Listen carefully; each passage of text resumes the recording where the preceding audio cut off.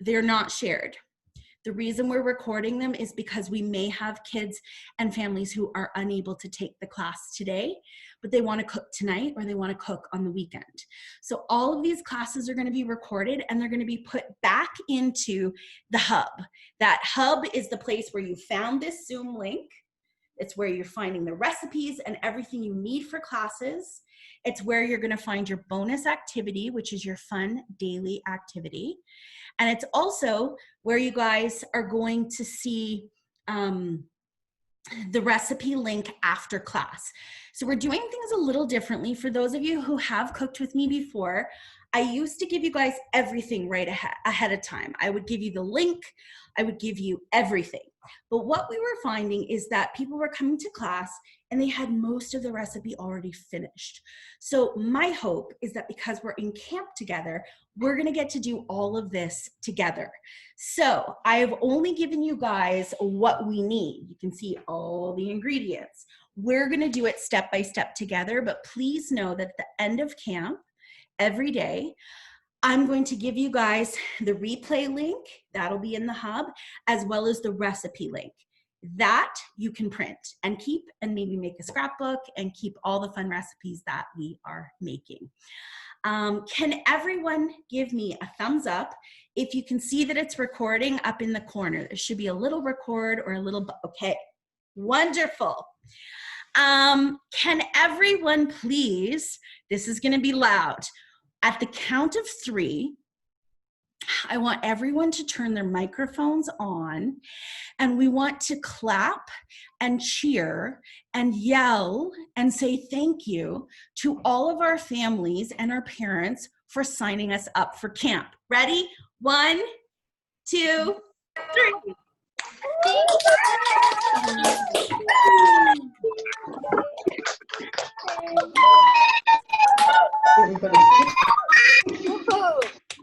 Awesome. Okay, perfect. Now what you'll see that I have done is I have the power to turn your microphones off. The only reason that I do that, guys, is so that way once I get teaching, everyone can hear me. If I try to put all the microphones on, we have all of North America trying to talk at the same time, and it's a little tough. So here are the rules. This is camp, but it's still school because we're still learning. So I want to make sure that I answer all of your questions. And there are 2 ways we can do that. The first way is you guys just wait until I finish explaining what I'm explaining, or until I put something down, or until I pause. Then you can either unmute your microphone, you can wave at me, you can say, hey Meg, you can ask me all your questions that way. The other way is a really cool function called chat. So chat is on the bottom right of my screen. You guys will probably look for it on your iPads or your laptops. And I'm gonna type everyone a message right now. Hi everyone, welcome to camp. Wonderful, hello, hello. So you guys can use the chat throughout camp. It's an awesome way to talk to each other. It's an awesome way to ask me questions. And I will take time throughout class to scroll through all the questions. This is also a fun place where I give you guys fun quizzes.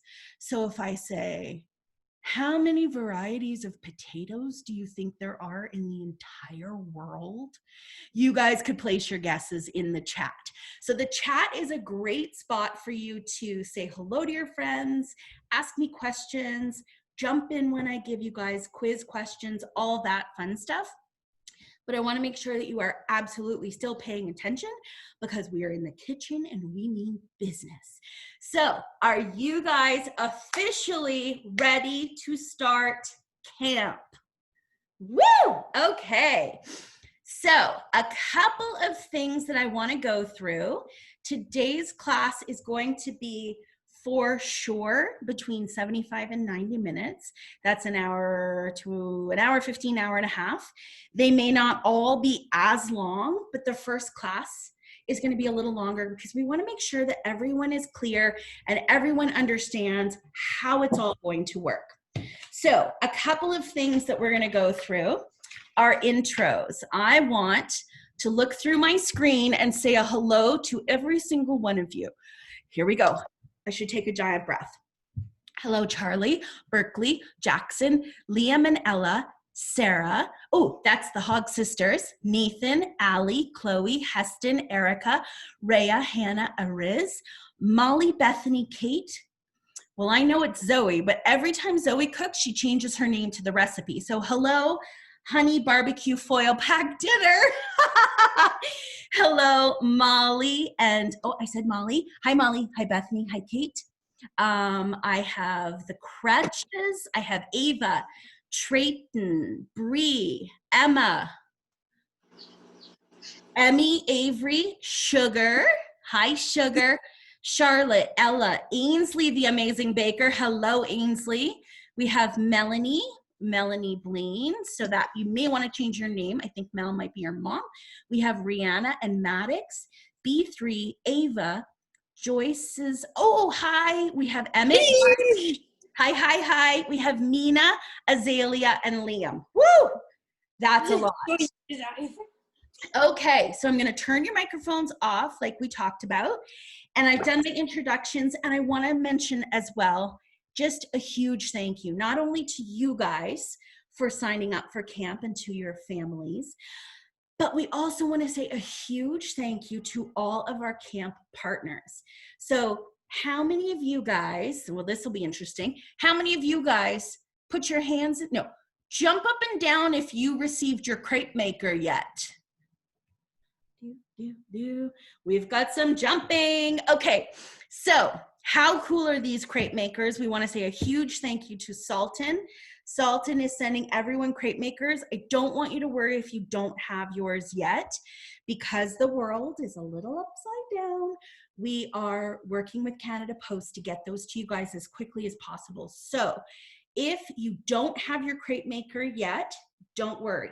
If you don't have your crepe maker on the last day of camp, which is when we are going to use it, we're going to do it both ways, with and without. So you will get it. And once you get it, I hope you love it and practice with it and enjoy amazing crepes and tortillas. But don't worry if you guys don't get it by the end of the week. So, oh, there it is. I'm seeing Zoe's in the box. Please don't wait for me. You guys with supervision can open those up. You can practice with them. There are some tips and tricks that I definitely posted in our Facebook group on when you get down to closer to the end, the batter sticks a little bit. So there are a little few tips you guys can use. So that's the crepe maker. So that's Sultan. Thank you very much. We also want to thank Central Alberta Co-op, who is one of our camp partners. If you live in the Alberta area, you may shop at Co-op. Co-ops have been amazing. Co-ops are also going to be giving us backpacks full of goodies. So we've got prizes to give away this summer, and just for registering, you guys are all entered to win prizes, not only from Central Alberta Co-op. Sultan is giving more prizes. We have Blondie Baskets giving away amazing big baskets full of stuff. We have Bold Face Goods, which they make very funny dish towels, and they're sending some out. And then Kind Snacks, they make really delicious granola bars. You guys are going to be getting some of those in your camp care packages. So the care packs have already gone out in the mail. You let me know when you get them. Awesome. So thank you to our camp sponsors for sure. Arriving in the kitchen. Next up, we have 5 more things to talk about. Arriving in the kitchen. Thank you for all of you guys for being on time. We definitely want to start right at 1 o'clock every day. So regardless whether we have 1 or 45, I will be starting right at 1 o'clock. I will hit record and then we'll begin. So if you do happen to be a few minutes late, you're just going to jump in, you're going to listen, and then you're going to start the recipe with us. I will go nice and slow, and I will make sure that everybody goes step by step together. But do try to be on time. Okay. We talked about changing our names, not for real, but in the windows. So you guys can change your names. There's a little thing called virtual backgrounds you guys could have fun with. You can change. Oh, Allie is in San Francisco and there's a giant bridge behind her. So you guys can create virtual backgrounds. Charlie just went to space. So have fun with that. But definitely when I need to see in your kitchen, we'll beam you back to Earth, Charlie, so I can see you in the kitchen when it's time if I need to look.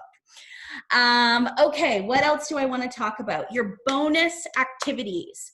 The bonus activity was posted in the Facebook group today. I also posted it in the hub.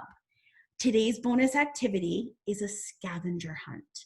It's a really fun 10-question scavenger hunt that when you guys finish, you have... Hey, Meg? Yes.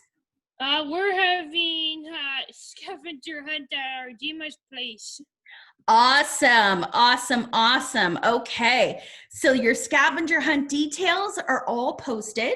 You guys can complete it when you finish. You can complete it tonight. You can complete it in a couple of days, but there's a new activity every single day. And doing all those activities will not only make camp more fun, but it'll help you earn your camp badge. So if you want to be on Facebook, some of you guys, maybe mom or dad has Instagram, we want you guys to be sharing your photos of what we're making. That's a huge thing in camp. Everyone likes to take pictures of their food.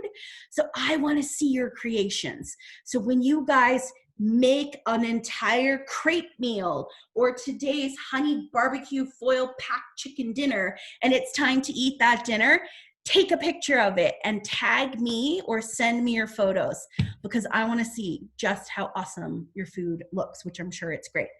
And that's it. So there's the housekeeping out of the way. I think we are all ready to begin. So let's get to it, guys. All right. Today, we are making honey barbecue foil pack dinner. You can use chicken, you can use pork, you can just use veggies. This is the other thing that I want to tell everyone. When we do classes, we call it making it work. So when you're out grocery shopping and maybe you don't like a certain ingredient, please feel free to add whatever ingredient you would prefer. This recipe is a super fun and easy recipe that we're going to prep together today. Now, can anyone tell me what prep means? Because sometimes I forget and I throw out these big words. What does prep mean? Prepare food. Pardon me? It means to prepare the food. Yeah, and when I say prepare the food, what exactly does that mean, to prepare your food? It means to get it ready. Get it ready, yep. Okay, I see a hand up. Yes, Wiley. Get all the ingredients ready for it. Get the ingredients ready. What do we have to do to some of the ingredients? What are some of the things we have to do? Bethany, chop them. Erica is typing and saying, wash them. Rihanna and Maddox, the work you do before you make the meal, measure them, cut them. You guys are awesome. That's exactly what prepping means. So what we're going to be doing is we're going to do all of that prep work today.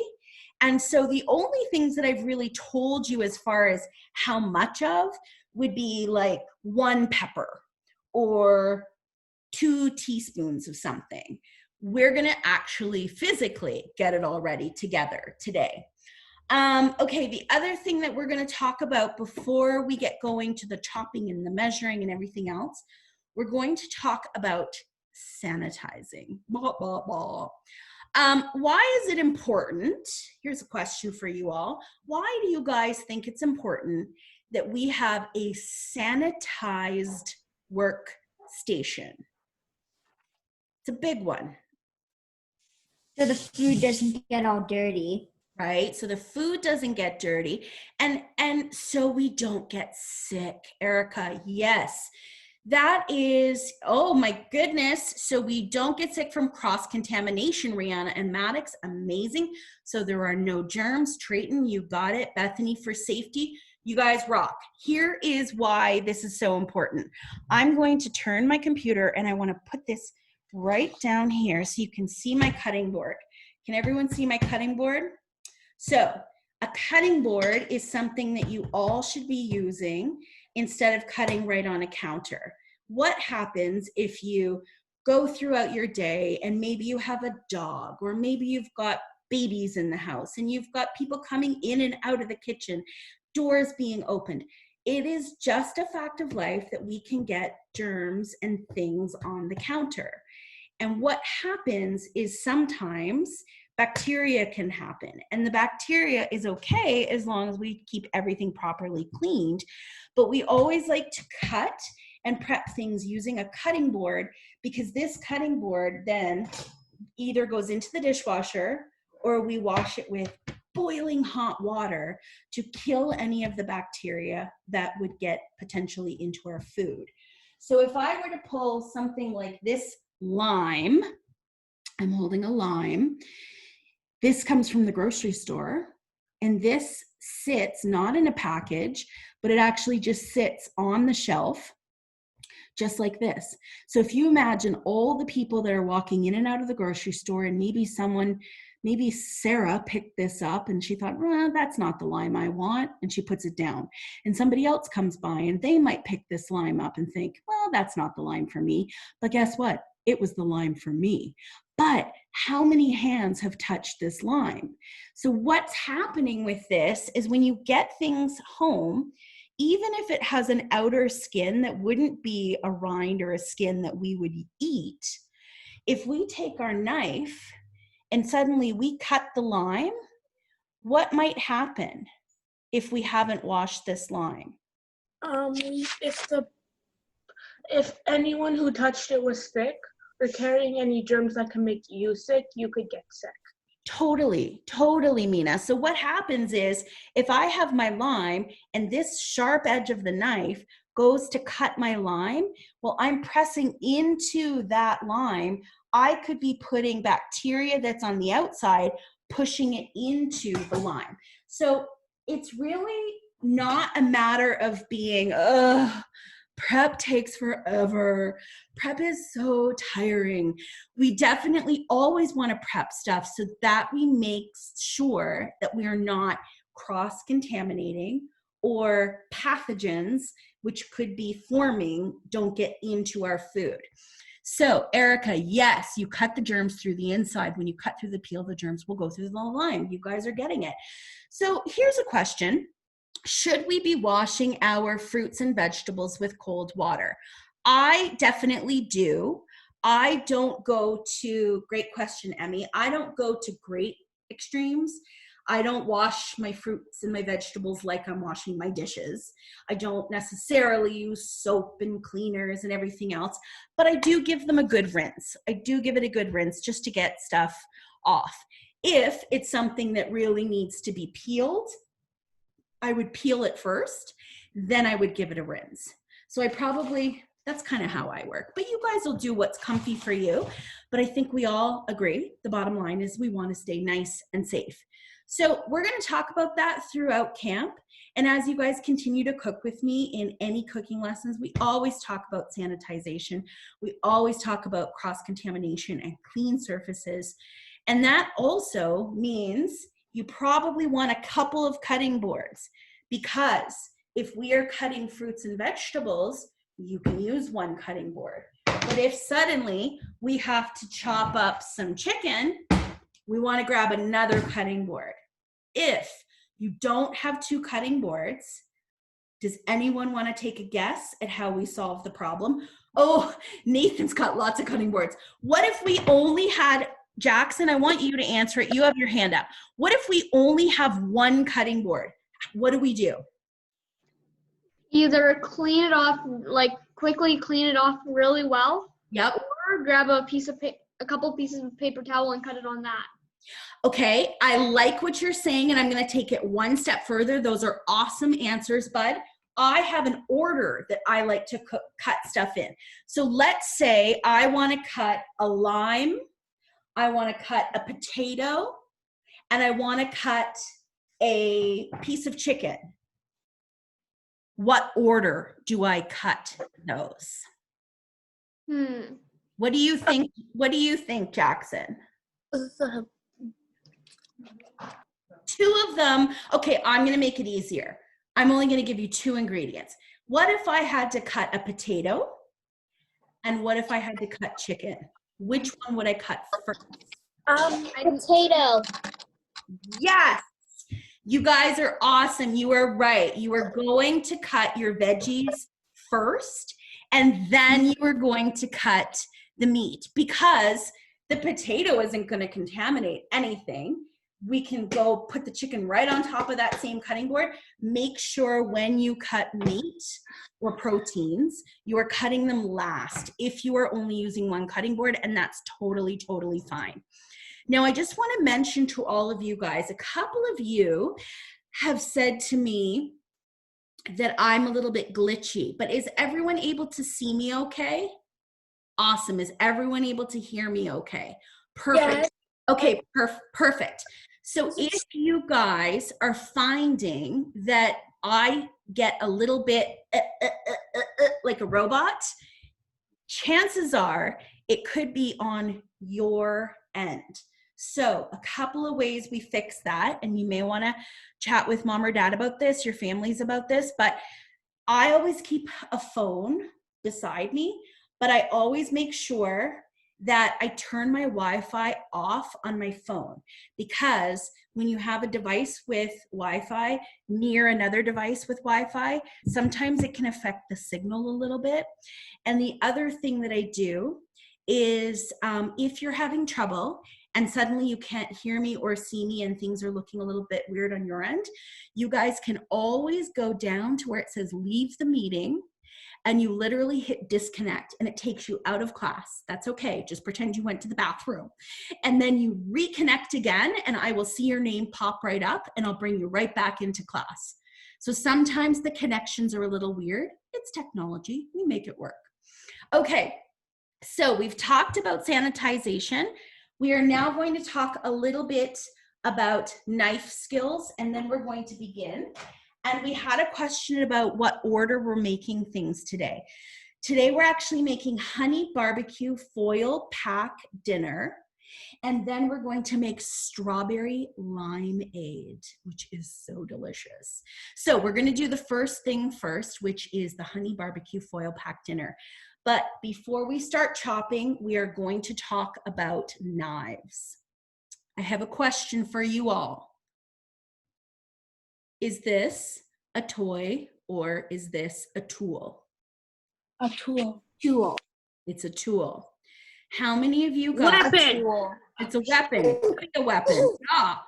How many of you guys use an actual big knife like this when you're cooking in the kitchen? Sometimes. Sometimes.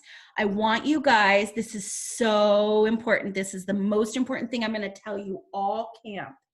If you are using a large knife, I want you guys to make sure that you pay very, very close attention, that you do not use, I shouldn't be talking with a knife in my hand. I look quite scary. I want you guys to be very, very, very careful. I want you guys to have supervision if you're using a big knife. You may also want to use a smaller knife, which I'm totally fine with. There are also, and I don't have one here, and I'm going to get one so I can show you, and I put it into the Facebook group. There are kids' knives, and they're not as sharp, and they're made out of really, really, really hard plastic, and they're great. You might already have one. It's like they're lettuce knives, but they also make things easier for you guys to cut. There will be some things that you guys could use like a little steak knife to cut, which has an edge that's a little bit serrated or jagged. And you might even start off with a bread and butter knife.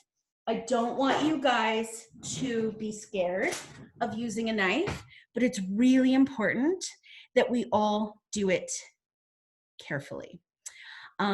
Question, is the honey garlic barbecue dinner, can you cook it camping? You absolutely could, and we'll get to that. Okay, so we're gonna do a little fun demo on how to hold a knife. So if your parents want to be handy, you can have them in the room with you watching. I'm putting us back to gallery view, so you guys are all little bubbles. So everyone can hear me, correct? Yep. Okay, what I want to do is I want to show you a few things, and then I'm going to look into your windows to see how you're holding a knife. So I want you guys to hold up in the air the hand that you write with. Okay, I'm a righty, so I will hold my knife with my right hand. If you write with your left hand, you're going to hold your knife with your left hand. So I'm going to put mine into my right hand. Awesome. This is called my cutting hand, okay? This is the hand that I do my chopping with, my slicing with, and all my knife work. What does the other hand do? Does anyone For your cutting. what is, Tina? What's your guess? It holds whatever you're cutting. It holds what you're cutting. Bethany, did you have your hand up, honey? Yeah. What was your question? What was your guess? To stabilize. Yes, Not- you are both right. Bethany and Mina, you're both right. This hand is your guide hand. This is your cutting hand, and this is your guide hand. So what I want everyone to do is take their guide hand, which is their hand that's not holding the knife, and I want you guys to form the letter. What letter am I doing right now? A letter C. A letter C, okay? C. A letter C, yes. E in sign language, C, here we go. So we're doing a letter C. We're actually gonna tuck those fingers in. So it actually is more like a letter E. Why are we tucking in our fingers and our thumb? Why? So we don't risk cutting them? Yep, yes, And yes, hold the and yes. hold So- the food. It's gonna look a little weird and it might feel a little weird. Charlie, do you have a question? Uh-huh. Okay, what's your question, bud? Actually, so to hold the thing that you're holding down Yes. here as you can get. Absolutely, absolutely. Heston also said to grip it. Erica said so you don't cut them. Absolutely. So I'm going to put this back to gallery view. And what I want you guys to do, I don't want anyone to cut anything yet, but I want to show you. I'm going to move this cutting board away. And I'm going to put this cutting board down because it's a little smaller. You also want to make sure, guys, that your cutting board is nice and stable. If you have a cutting board that slips all over the counter, definitely change it. You could also put a dish towel or a piece of wet paper towel under your cutting board to make it nice and steady. So that's a little trick, but you want to make sure your cutting board stays nice and stable. You'll notice, back to sanitization, I'm using plastic cutting boards. If you guys have wooden cutting boards, that's fine, but you need to make sure that if you're cutting meat on a wooden cutting board, you really need to sanitize that.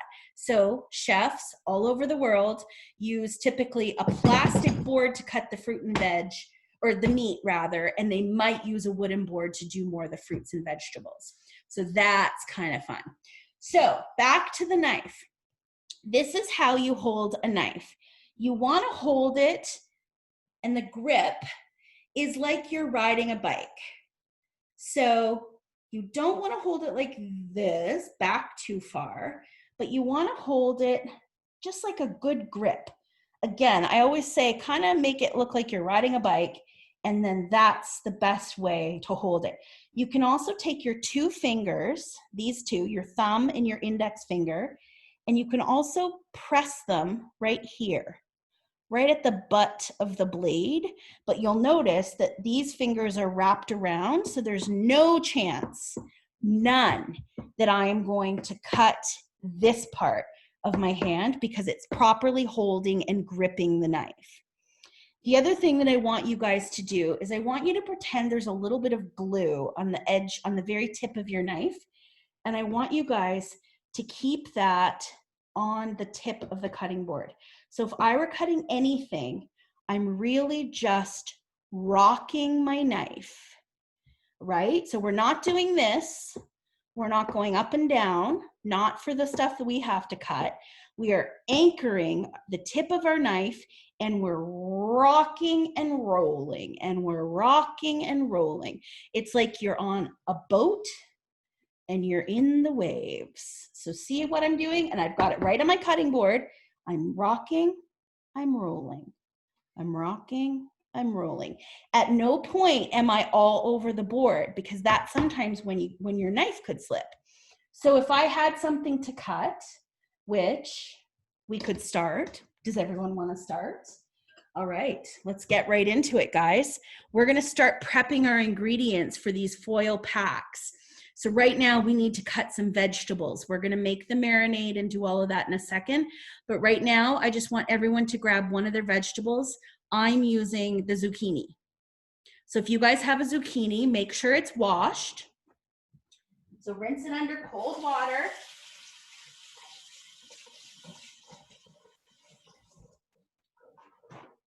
Dry it off. That's the other thing, guys. It's always important to dry off things. That's okay. If some of you did pre-cut your stuff, I'm okay with that.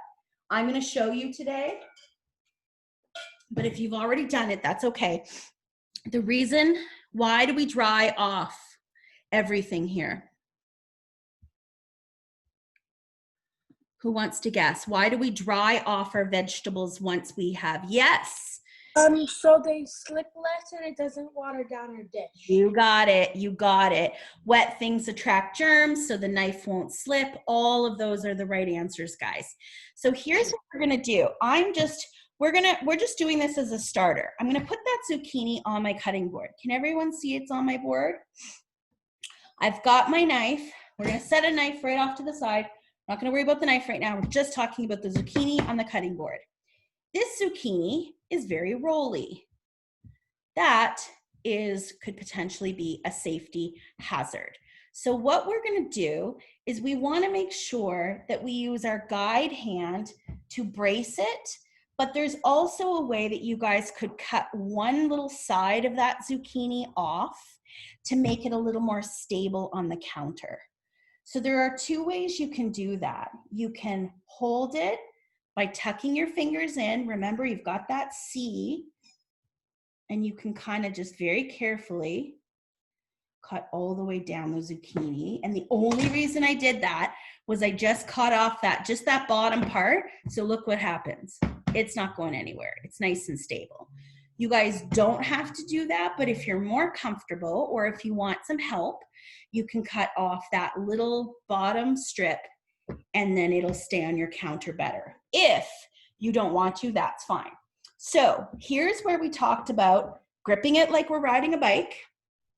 We have our guide hand like a C. We are tucking those fingers in. And if I were to do it this way, you're gonna see how tucked in my fingers are.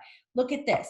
It's never gonna cut my fingers, guys, because my fingers are tucked in. So what we're gonna do is we're gonna cut the end off because we don't really need the end. And I always have a little bowl on hand that I like to call the garbage bowl. So I always throw all the scraps. If you guys compost, it can go there.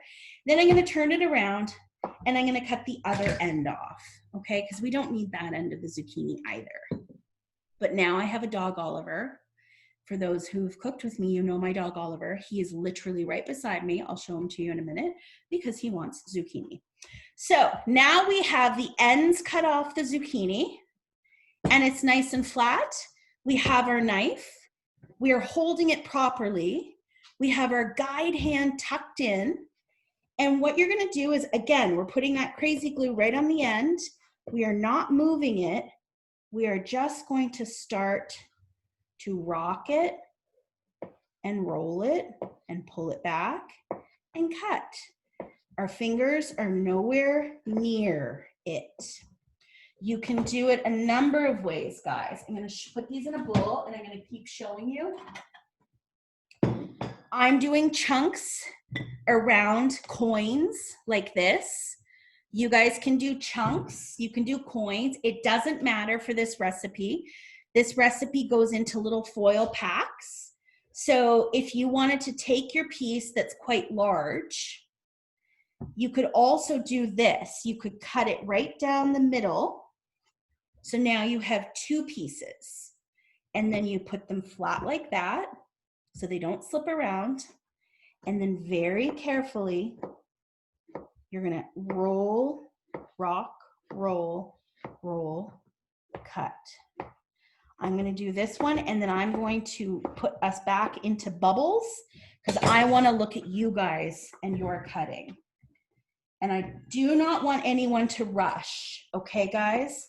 The important thing with cutting and cooking, just 1 second, and especially, just 1 second, and especially with prep, is that we need to take our time and never, ever rush.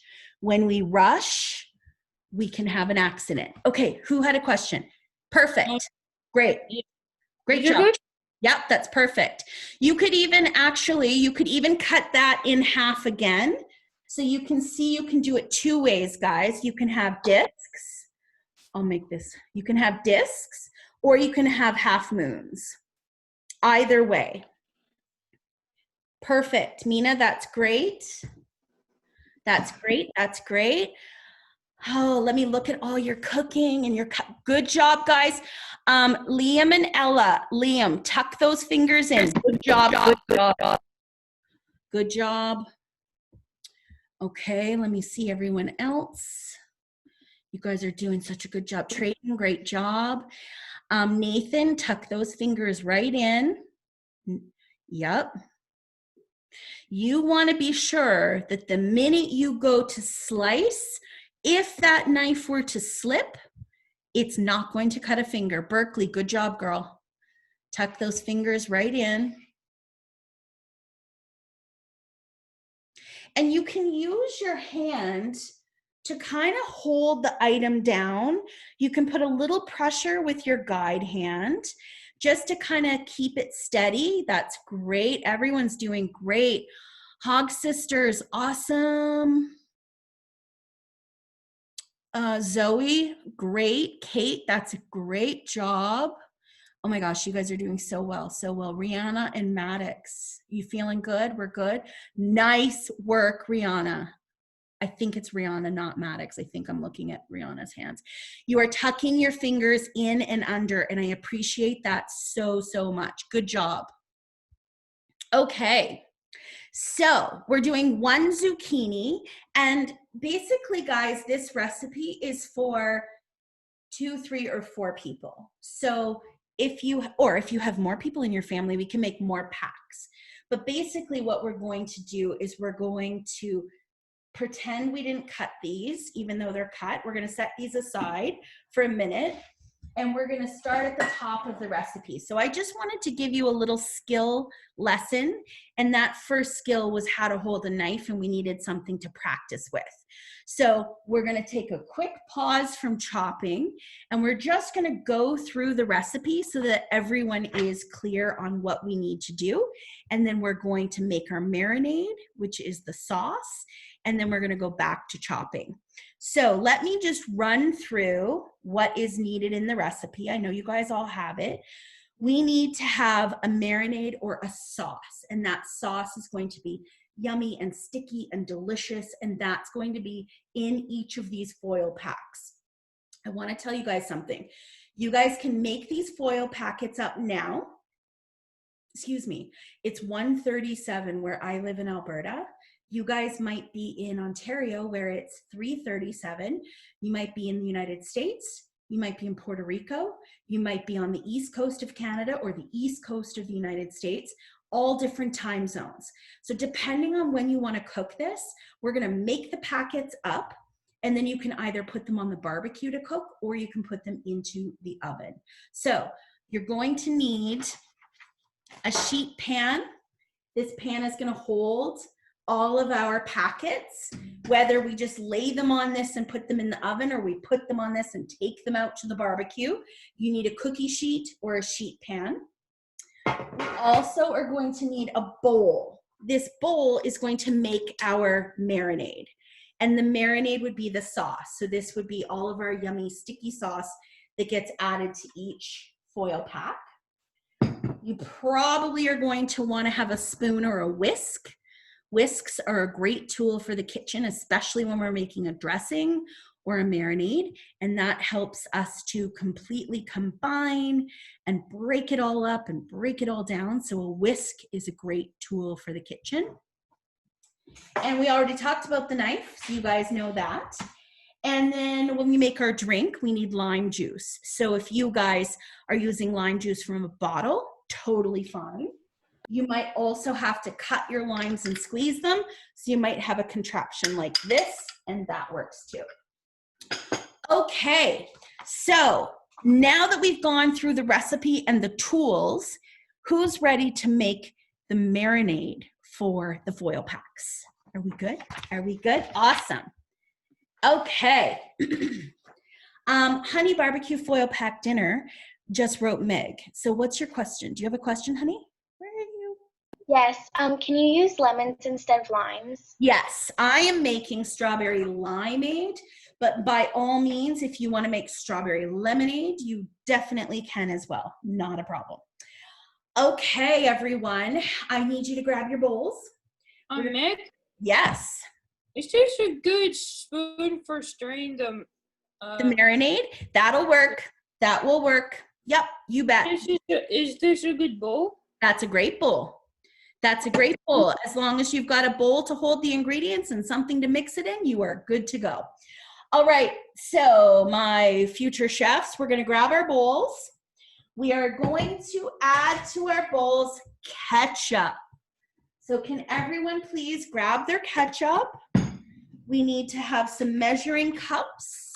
We need some measuring spoons. We always want to make sure that we are using measuring cups and spoons when we cook, and especially if you bake, because baking is a little more of a science. But right now, the first thing that we're going to add, and I'm going to put mine on gallery view so you guys can see. The first thing we're going to add, guys, is ketchup. And if you're wondering how much, we are going to add 3/4 of a cup. So not a full cup, 3/4 of a cup. So if you guys want to just take your ketchup, measure it out. I'm almost at the end of the bottle. It'll probably start honking at me in a moment. I think I'm good. So we're going to measure that 3/4 of a cup. What a lovely sound. There we go. And then the other thing that you guys can use, which I always use in the kitchen, is a spatula. A spatula, no, it's good. A spatula is an awesome tool to get everything out of measuring cups. So scoop it on in. 3/4 of a cup of ketchup. I'm watching, and then I will go back. This is how we're going to teach, okay, everyone? I'm watching you measure, and when I see that everyone's pretty much ready to get to the next step, I will move on. I don't want anyone to ever feel rushed. I am going to tell you the next ingredient, but I don't want to rush you. But the next ingredient is honey. We need to add some honey to this to make it nice and sweet. And we need to add 1/4 cup. So once you get the ketchup in, we're going to add 1/4 cup of honey.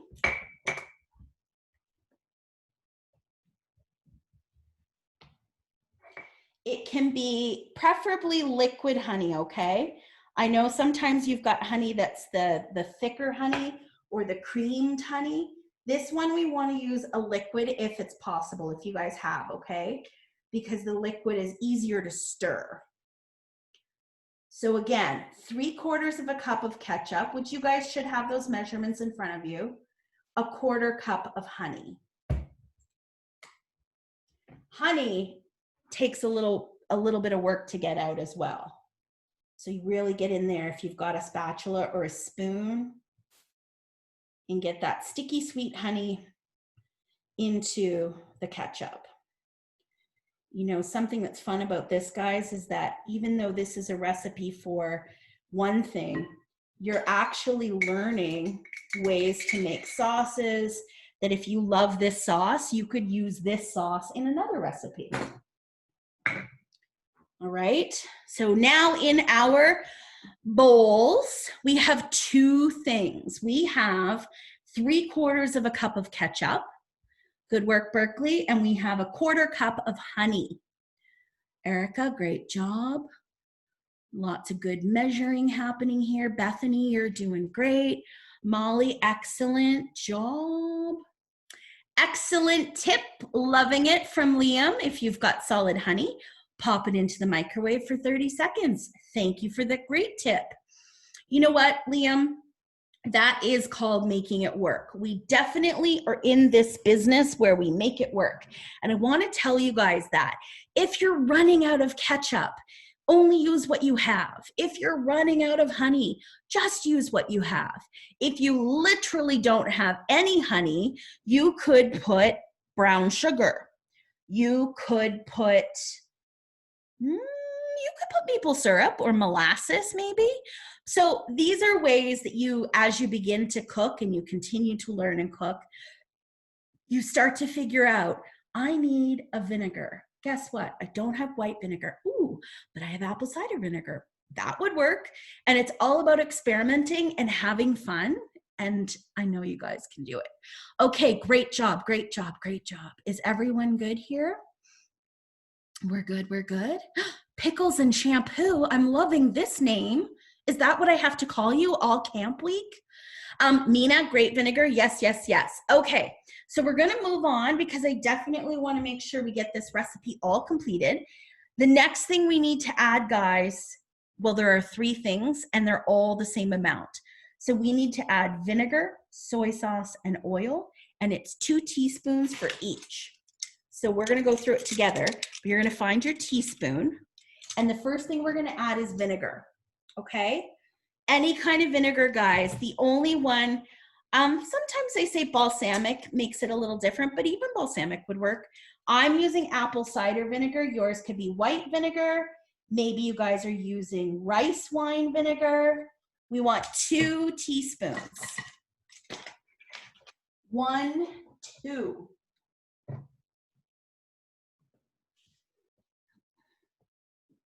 Good job. Meg, what else can you use instead of vinegar?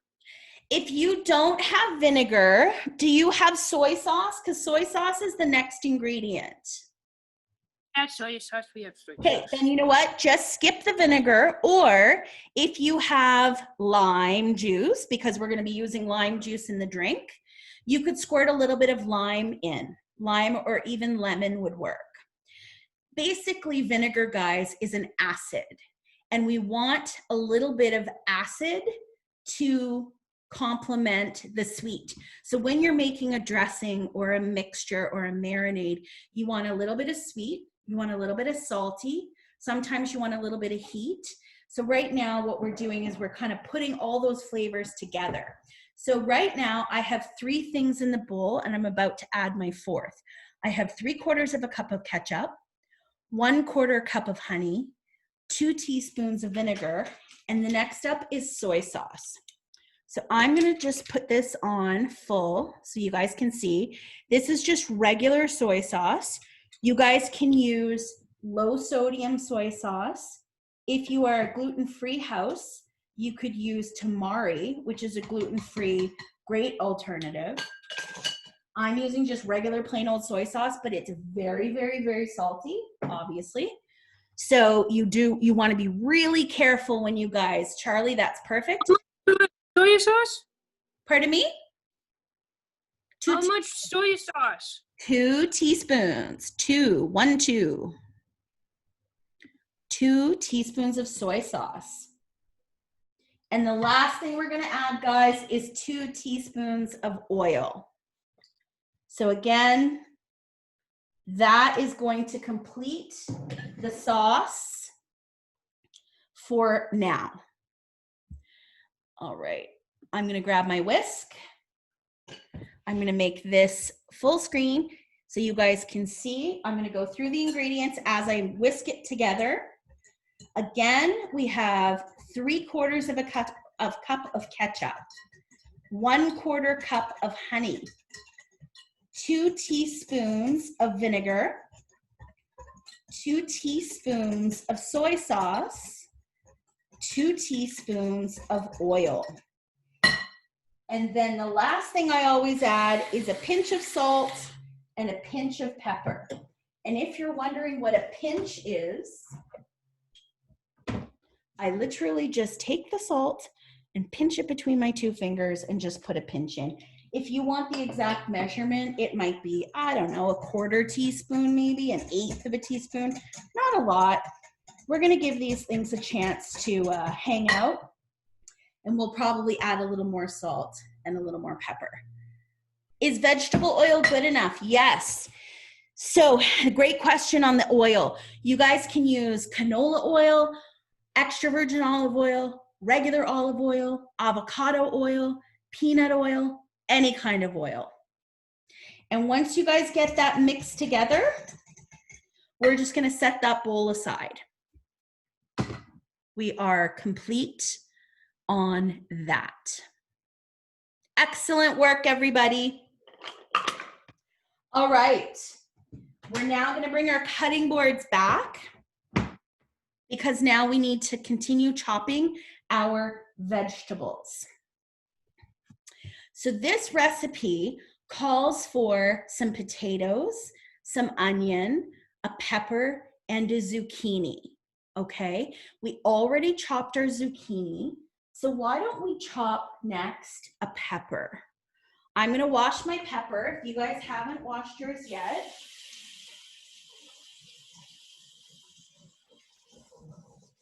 give it a rinse.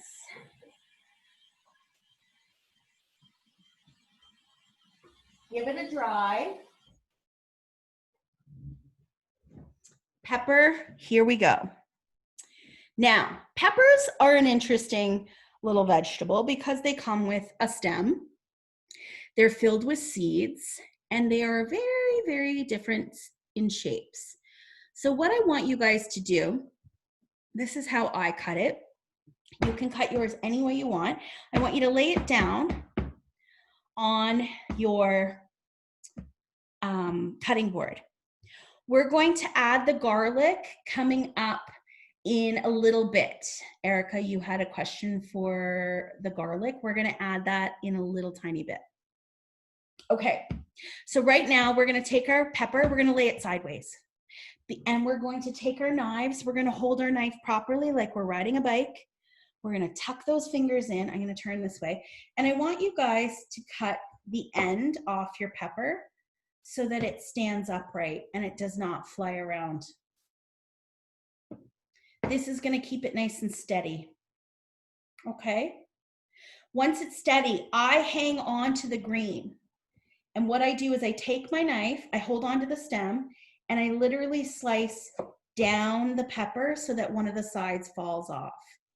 And then I turn it and I press down and I cut that other side. So look what's happening. It's like an apple core. Okay? All the seeds stay inside. They don't fly all over the board. I hold it, I turn it, I hold that green stem, and I very carefully slice down the side. You can see we're down to 3 sides. We have 1 side left. I hold it carefully, and then I go down the side. So I am left with literally what looks like an apple core. So that's how I cut it. If you have a way that works for you, I want you guys to do that. But then what I like to do is I've got 4 sections. I turn them all upside down so they don't slip. It's easier when you have stuff that's not slippy. And if it were like this, it's a little bit it rocks back and forth. So I turn it over this way. And again, I just cut this, I rock, I roll, and I cut it into chunks. So each piece, just so you know, I cut into 9 pieces. Each piece I cut into 9. And I'm gonna add that right to my bowl with my zucchini, because that's my veggie bowl, and I'm just gonna keep going. So I go like this, I cut once, I tuck my fingers in, I cut again. It's 3 strips. 1, 2, 3. Then I push them together, I turn it sideways, I tuck my fingers in, and I go 1, 2. So there I have 9 pieces. Again, guys, I want you to do what works and feels right for you. I don't want you guys to hurry. This is all about taking your time, and we don't need these to be tiny, tiny pieces. We also want our vegetables, this is important, we want our vegetables to all be relatively the same size. Why do you guys think we want our vegetables to kind of be the same size? So they cook even. Yes. Exactly. Yes, yes. We want them to be relatively the same size because they will cook at the same speed, if you will. Okay. So we're chopping the peppers. Wonderful. Let me just take a look and see how everyone's doing. Nice job, guys. Nice work. Keep going.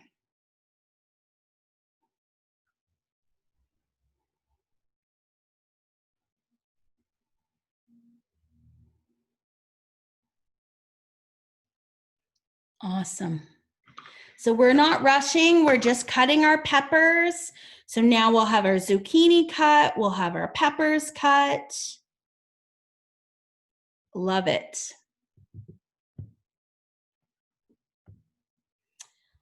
Okay, nice job.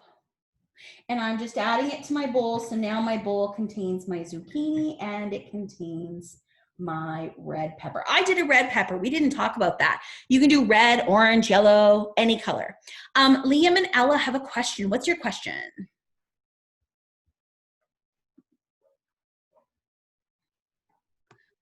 Do we like slice the little parts? Which parts, honey? Let's see. Like, Yeah, so once you guys get your strips cut, you're going to cut those strips into smaller little pieces.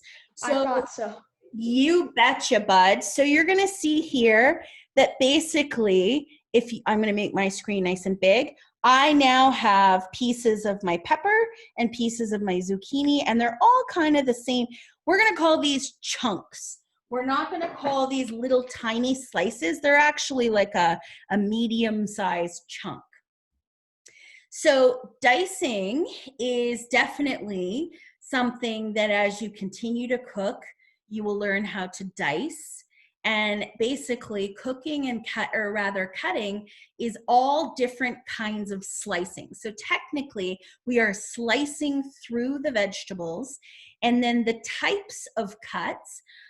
Zoe, tuck those fingers in. Good job. Yeah, you can do that. I see you rested your hand on above your knife. That's good. Just tuck in those fingers. Just make sure they're totally like a C, and there's no chance of you getting any of that cut. Yeah, so once we slice through the vegetables, you can make them into different cuts. So as we continue on, we're going to talk about a small dice and a medium dice. The teen class goes into a little more detail with that as well.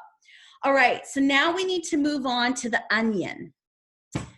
Who has cut an onion before? Get the goggles. I'm only kidding. Onions tend to be a little bit stinky, but we are just going to cut it and get through it. One onion. Okay, so if everybody wants to grab an onion. Hold on, sweetie. Do you have a question?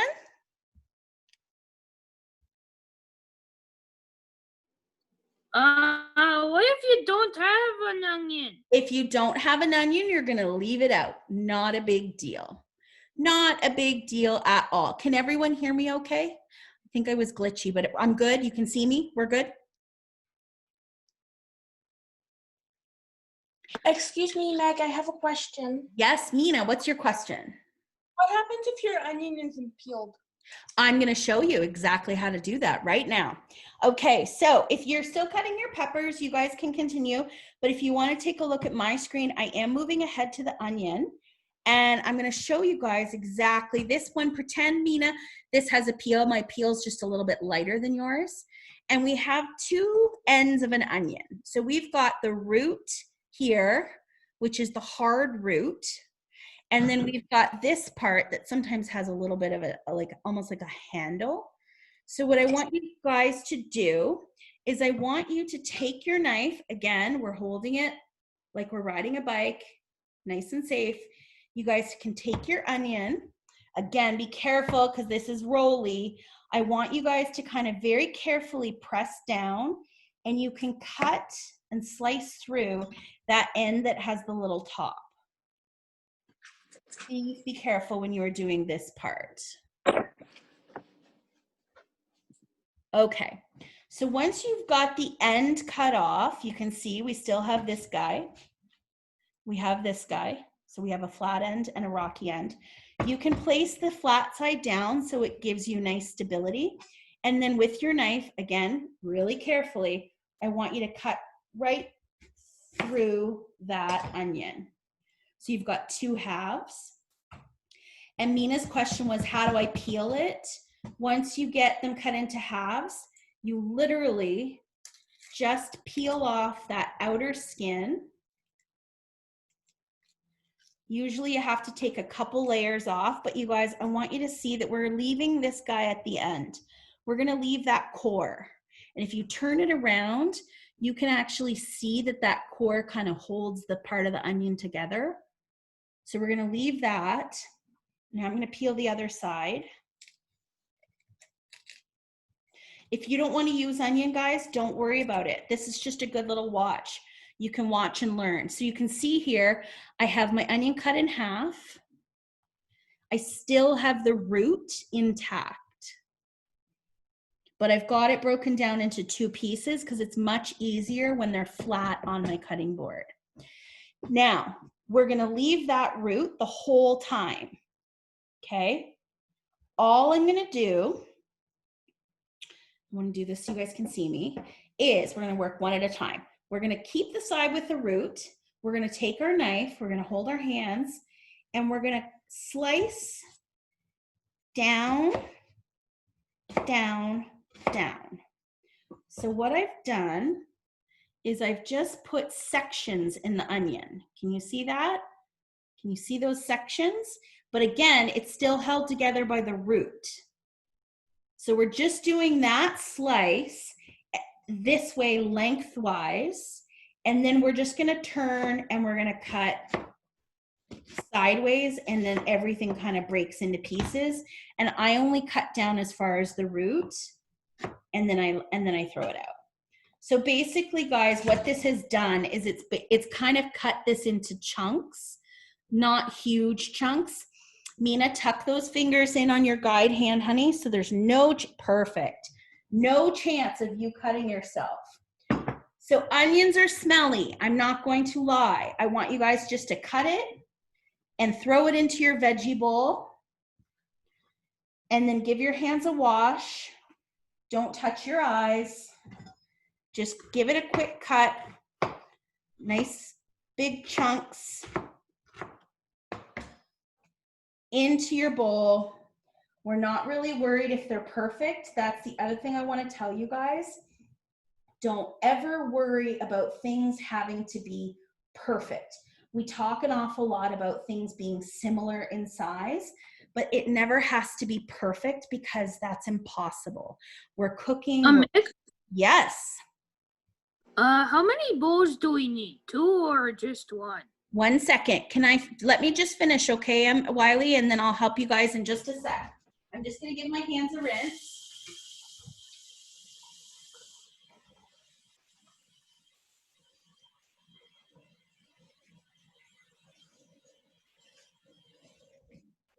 Okay. Really important that we don't interrupt, okay, everyone, because there's so many of us on this call. So make sure that I finish talking before you guys ask questions, okay? And if you want to put them in the chat, that's even easier. how many bowls do you need was the question. So I'm using a bowl for my veggies. As I cut them, I throw them into a bowl. And then I have a garbage bowl. So that's 2. You could use a bag. I just use a bowl. And then I have my bowl for the marinade. That's it. That's it. That's all. That's it. That's all. Okay. So I know onions. Is Chloe, is it making you cry? I'm sorry. She's crying on day 1 of camp. Onions are terrible sometimes. That's why I say be nice and safe, but the faster you can cut it and be done with it, then we're better. I just took a drink of water. That sometimes helps. Somebody told me once you could go stick your head in the freezer for a second, which I think is hilarious. Ava's never cutting an onion again. Okay. Mina, try not to rub your eyes too much. Okay, but we're done. We're done. We did it. We did it. We cut the onion. Woo! We're done. Okay. Couple more steps, and then we're going to get this finished. We want to throw in a couple potatoes. So that's the last thing that we need to cut into chunks, guys. And depending on how many people are going to be eating, there's 2 of us right now in my house today. So I'm just going to do 2 potatoes. You could do 2, 3, 4. Give them a quick rinse.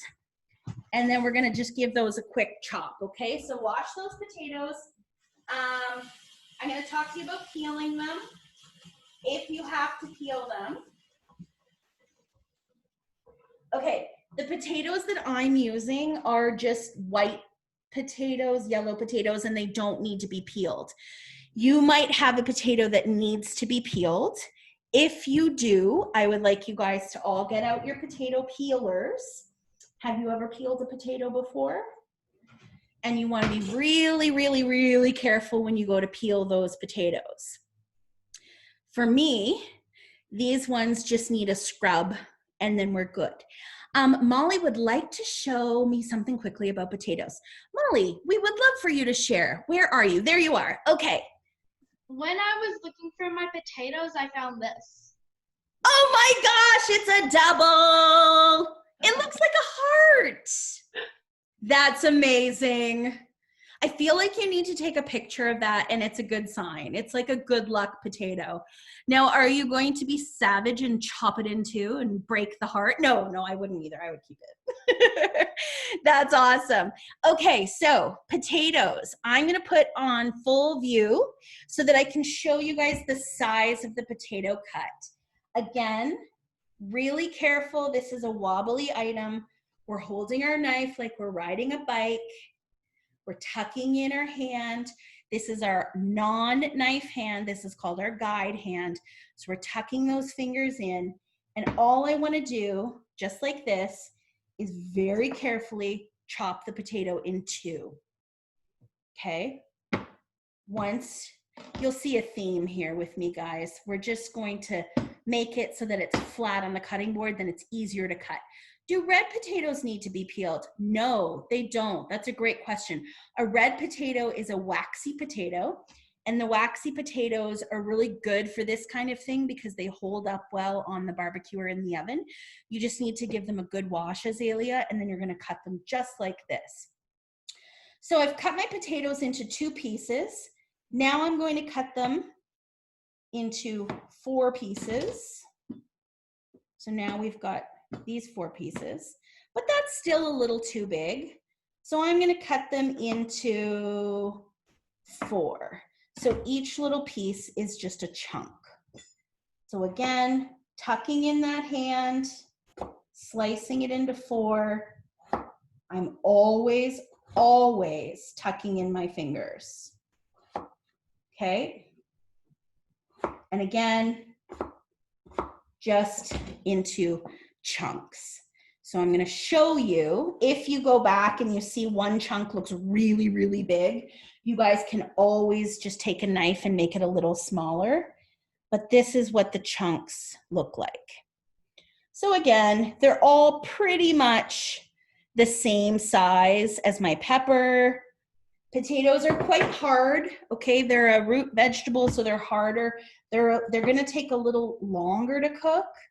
So that's why, again, if anything, You could chop your potatoes a little smaller than the other vegetables, but I always go pretty much the same size. Safety first, nice and flat, slice, lay down flat on the board. Once it's on the board, tuck your fingers in very carefully, slice, and add it to your bowl. We never, ever want to risk cutting ourselves. That's why we don't rush. And that's why these camp classes are a little bit longer. And if camp has, if we run even a little bit longer than scheduled, that's okay, because I want to make sure everyone gets finished on time and is nice and safe. Okay, Mina, tuck in that hand. Yes, girl. I know that first cut's a little weird. The other thing you guys can do when you're cutting a potato for the first time, if everyone wants to kind of look here, see how I have got the potato? You could put the potato right on your cutting board, and you could take your knife and you could almost make a bridge with your hand, and you could put the bridge on the opposite side of the potato and your knife underneath. Because look at this, guys. If you were to look down, I've created a bridge. The knife's on the inside, and if I were to go to cut, it would not cut my fingers. So that's the other way that you can do that first cut of a potato. But again, practice. If you guys want to work at getting really good at cutting things, the best thing that you can cut is celery. Celery is, I'm in culinary school right now, so I'm getting my professional cook certification.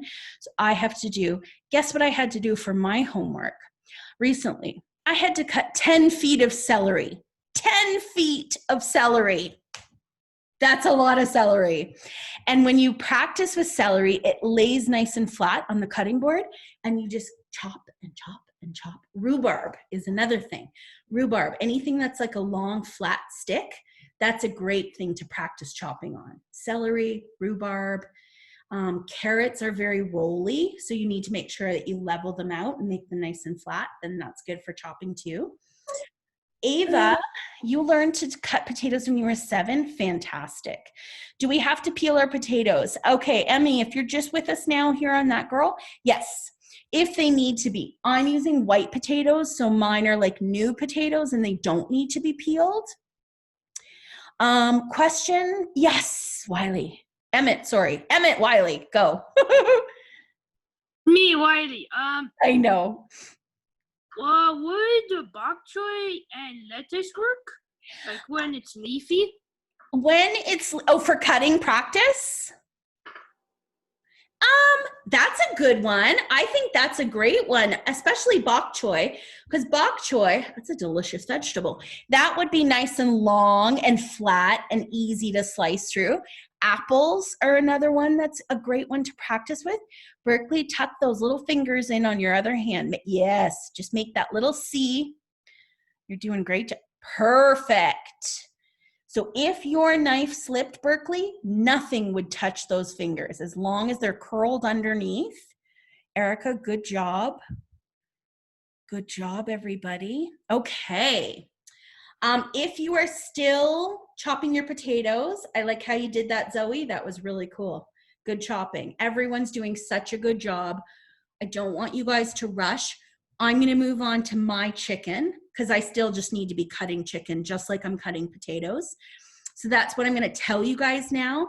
And if you guys are still working on potatoes, don't worry. It doesn't change what we're doing. We're going to do the exact same movements, but I'm going to take some chicken breasts right now from my friends at the co-op. And I am doing it on the same board. Remember, we talked about that? I use the same board because I've done all my vegetables. So now I can put chicken down on the board. Whereas before, I would have to get a separate board. Now I'm okay to use this board. So my hands have chicken on them. This is raw chicken, that's raw chicken. I'm gonna set this down and I'm gonna wash my hands and I'll be right back.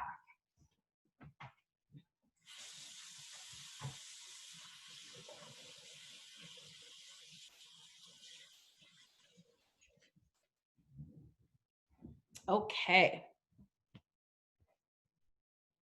I want to see before I start chopping. Ooh, Jackson, you're putting gloves on. Good call, good call. If you have little gloves, always fun to use. Molly, you're back. I lost you, but you're back. Okay. So here we go. I'm using chicken for mine. You might be using pork. You can use, oh, I like it. Trayton's adding mushrooms. This is great, guys. I want you guys to use whatever vegetables work for you, and whatever meat, if you want to use meat, works for you. What I'm gonna do, there is my marinade. I'm gonna set this bowl right beside the chicken. And as I cut my chicken, I'm gonna start putting my chicken into the marinade. So what we're doing, we're gonna cut our chicken and it's going to be chunks. And we wanna make the chunks the same size pretty much as the vegetables. So I know some of you guys don't wanna touch raw chicken and you might have a helper in your kitchen who might be able to help you. It's not so bad. It's a little gushy, but it's not so bad. But all I'm doing, guys, is I'm just cutting it into chunks. And I want to give you a little tip because I love sharing tips. If you guys are having to cut chicken for a recipe, you can pop your chicken into the freezer for literally 10 or 15 minutes. And what it'll do is it makes it not frozen, but it makes it a little easier to cut. It takes away a little bit of the sliminess. So here's one chicken breast, and I'm gonna put that right into my sauce. So as you guys have your chicken or your pork or whatever you're choosing to add, please add it right to the marinade. And then I have 2 chicken breasts. These are huge. So I probably don't even need a full 2 of them, but I will do 2 of them.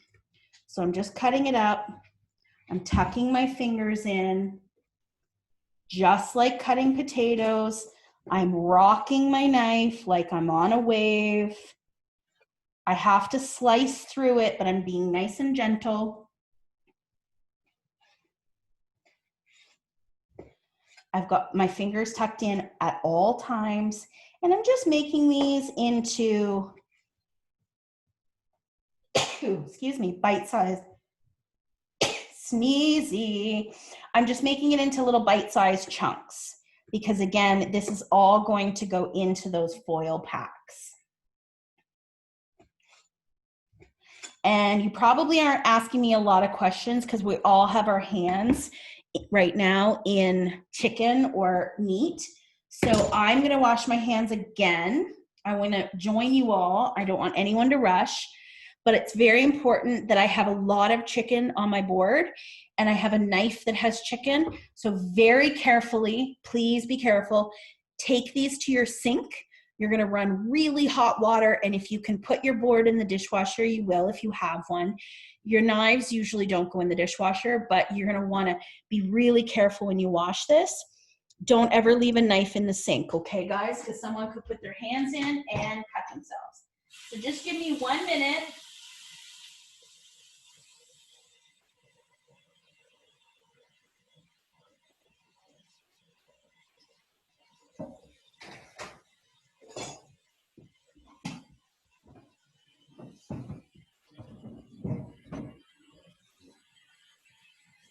Soap and water.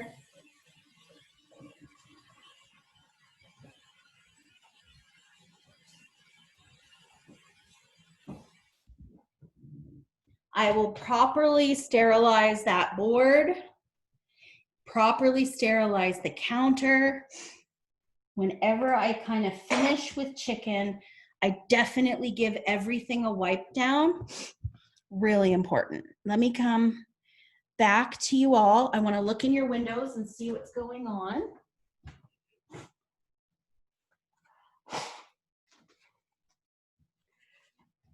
Okay, how are we doing, everyone? Uh-oh, Charlie, did you cut yourself, bud? Or is that Meg? yeah? Sorry, we lost you for a second. Where do we put the chicken? Oh, hi. Yes, you're back. Hi, Wendy.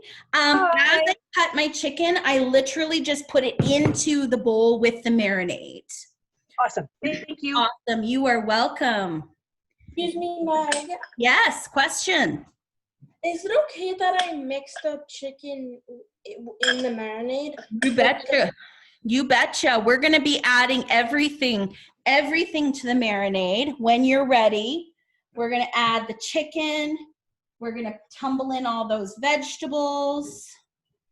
It's pretty full. Are you almost done with the vegetables? We need to put them in.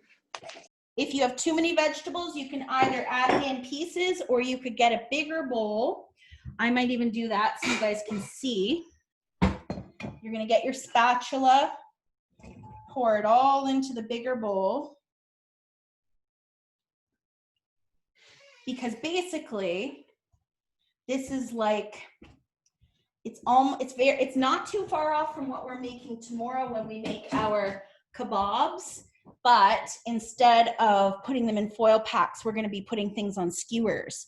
But here's what I'm doing, guys. I've got my marinade, which is my sauce. I have my chicken. I have all my veggies. And I'm just starting to stir it all together. And you can see that quite a bit of marinade soaks in, and you want to stir it, and you want to get everything nice and coated. Now we have on the recipe garlic as well. So I'm just going to talk one before, if you're still cutting, keep going. But I want to talk just quickly about garlic. The recipe, we will add some garlic if you'd like. You don't have to. You can use a no-name brand that comes in a bottle that's already minced. That's a great convenience. You guys can use powder, garlic powder. I just want to be sure that you guys are not using garlic salt, because garlic salt obviously is very salty, and we already have soy sauce in this recipe. So if you want to use a little bit of garlic, I would ask you guys to just use either 1 clove if it's fresh, or maybe a half a teaspoon if it's powder. Powdered garlic is going to be quite strong as well. So to recap, the garlic would just get added to the bowl once you're mixing everything together. So if you want to add a little garlic, go ahead. This is also the time where you guys can get a little creative. You might have some other spices in your cupboard that you want to use. I'm laughing because I just read Ava's comment. She said, this is going to sound crazy, but I love to cut chicken because I want to be a surgeon. And like you have to sterilize. I love it, Ava. And what goals? Well, you never know. Keep going, girl, and you'll be one. Okay, so I want to show you guys. Let's tilt this. There's my bowl. All I have in it is the marinade, the chicken, the pepper, the zucchini, the onion, the potato, all in one bowl. Easy, easy, easy. If you wanted to shake in some seasoning, you could add in, let's see, here's some pepper. You could add in some extra pepper. Mine's a battery operated thing. It's quite fun. You could shake in, what are some other spices you could add to this? Fresh garlic, you guys are gonna do 1 clove of garlic, because 1 clove will be split between 3 or 4 packs. And then you're not really wasting it, but you guys can use as little or as much as you want for sure. What other spices? What other things could we add to this? I'm good to go. But what else could we add to this? Garlic. Garlic, yes. I've added a little bit of garlic. Jackson, what's your idea? What could we add to it? I don't know, but I have a whole drawer of stuff Ooh, of spices. love it. You're going to do well in the Tilapia scavenger mama. hunt. What do you have, Charlie? Tilapia mama. That's what it says. Okay.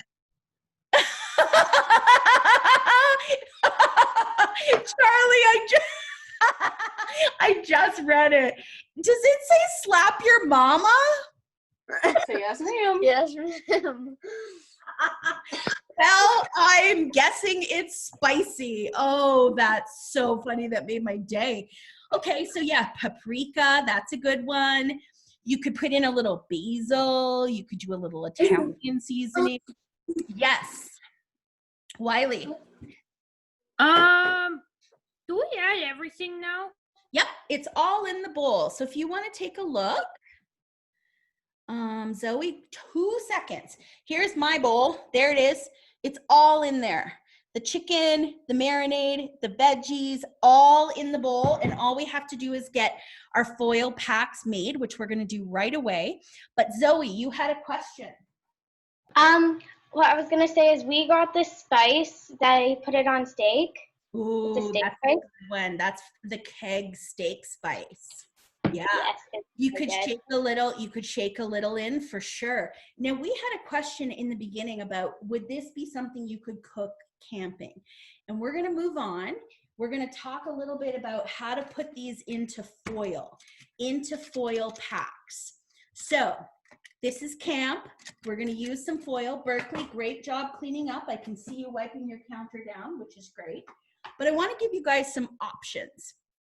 The reason is I always like to give options depending on where you live, what your situation is. If you have a barbecue, if you don't have a barbecue, if you have a big stove, a little stove, lots of options. So I'm going to show you guys how to make a foil pack to put this in. And then we can either cook them on the barbecue or cook them on a cookie sheet.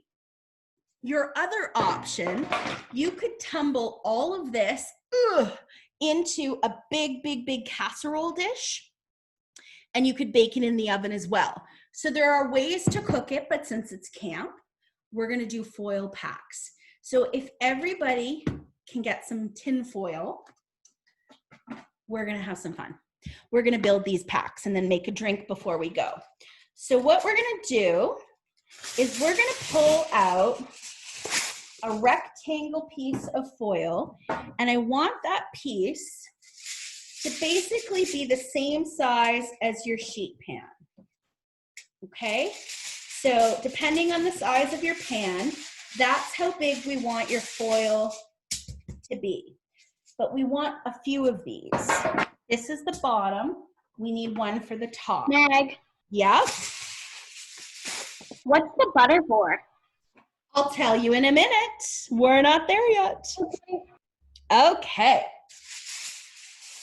So if everyone gets their foil, again, we're going to make our foil packs. I'm going to show you how to make one, and then you guys can continue and make all of them.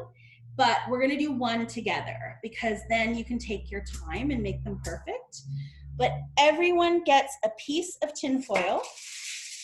It's the size approximately. I'm just giving this to you guys as a size. This is probably about 12, 14, 15 inches. And then we're going to have a top and a bottom. Okay? So I'm going to remove my sheet pan and just put that tin foil right on the counter, just like that. Then what we're going to do is we're going to take a spoon and we're going to get our bowl with the mixture. Before we do that, I need you guys, if you have non-stick spray, we were gonna give this a little spray. If you don't have non-stick spray, you can use oil. So I'll show you with both. All I want you guys to do is give this a little spray. If you don't have spray, you can take a little bit of oil. Oil works too, because we wanna put that onto our tin foil so that everything does not stick. So I just mixed it in. You don't have to mix it in if you just give it a quick spray. If you want to brush it with some oil, with some paper towel or a cloth, that works too. But now we have tin foil and it's sprayed. The next thing that we do is we take a spoon. Meg? Yes? What do we do with the 4 TPSs of butter? We're not there yet, but you know what? That's a good thing that I'm going to mention right now. Thank you for that, because that's couple of you guys are wondering, when I do a recipe, I'm going to go step by step through the whole recipe. So if I haven't mentioned an ingredient, we're just not there yet, okay? So you hang on, that's the very last step, okay? But right now, we've just got our tin foil. We have it sprayed. We're going to take a spoon, and we need to put some of the mixture on our tin foil. So you guys can kind of eyeball this, and you can say, all right, let me look at this. Who's eating it? Me. What's in mine? I see some zucchini. I see some pepper. I see some potato. Yep, I see some chicken. You guys can get very picky on this if you want to only pick out the things you like. If you feel like it needs more zucchini, you can add a little more. We don't want to overfill these, okay? These are making little pouches, so you don't want to put too much, because again, it all has to cook at a good amount of time. So I've done a serving. This would be for one person. Once you get the bottom spray mixture, you're gonna take your next piece of tin foil, okay? And you're gonna just pop that on top. I always give it a little spray as well. Just a little spray, just like you were camping. And then before we put it on top, we're gonna take a tiny little bit of butter. So if you guys wanna grab some butter, or if you don't have butter, you can use oil. Butter just makes it a little decadent, a little delicious. I'm just putting a couple little dots of butter, literally like probably a teaspoon per pack. 4 little dots of butter, and that butter is gonna kind of melt in and become yummy and delicious. I'm going to take a little bit of salt. Again, that word called the pinch. Pinch of salt. Not too much, because again, there's soy sauce. A little bit of pepper. There we go. And then I've got my piece of tin foil. You can see it's got a little bit of spray on it, and I'm putting it right down over the top. So guys, this is like wrapping presents. Once you get it over the top, you basically want to fold up your sides, and then you want to fold up this side, and you want to be really careful that you get it nice and folded. And then we're going to fold up this side. You're going to go all the way to where you can feel the food. Turn it around, fold it up all the way. And you want to fold the sides in again. I kind of fold the sides in, and I make a little wall. I'm going to hold this up so you can see it. See how the sides of mine kind of come up like a little wall? That's just extra protection. And there's my pack. Just like that. So I have one pack done, and I'm just going to take my sheet pan. Again, if this were going in the oven, it could go in like this, and I could do 2 or 3. If this is barbecue, I take it out to the barbecue. So, couple of things that I want to tell you guys before I keep going, and we're going to make a few more of these, but I also want to show you how to make a drink. We're at 2:30, so we're running a little behind today, but that's okay. It's day 1. When you guys go to bake these, and I'm going to put it right here, you can bake them in the oven, okay? 375 degrees. I'm typing this right in the chat, in the oven. I'm also going to post the recipe. As soon as I post the link to this class, guys, I'm going to post the link to the recipe, so it's all written down so you'll have it. So if you're baking these in the oven, it's 375 degrees for about 25 to 30 minutes. But again, everyone's oven is different. And if you want to put them on the grill or barbecue, 375, about 30 minutes. Now, couple of notes on this. Really important that you guys know that all ovens are different. My oven could take way longer than yours. Yours could be gas, yours could be electric, yours could be convection, your barbecue could be a gas barbecue. It could be a propane barbecue, gas propane. It could be a charcoal barbecue. Every heat source is different. So what I always tell people, 1 second, honey. What I always tell people is that it's really important to look at a recipe and look at the amount of time, and then take your time, check on it. Be really careful with this one, okay? Because if let's say we want to take 1 pack out and we want to check it, you guys need to be super careful that you are not going to get that steam hitting you. Steam burns are really bad. So think of this as cooking on a campfire. You're gonna pull those packs out. You're gonna get some help. You might even put on oven mitts. You're gonna pry that tinfoil away, and you wanna make sure that your chicken is fully cooked, or your pork. Your veggies won't matter as much. Obviously, the potatoes are the things that we wanna be nice and creamy, but your meat needs to be cooked to at least 165 degrees on the inside. So whether you use a little temperature guide, whether you cut a little piece of the chicken, the juices should run clear, but you want to make sure that things are properly cooked. So you might find that 30 minutes is not enough. That's okay. Pop it right back in the oven or right back onto the barbecue. We want to make sure we give it enough time to fully cook. Okay, so Wiley, you have a question. Where'd you go? Where'd you go? What's your question? Your microphone's off. You have to turn your mic on.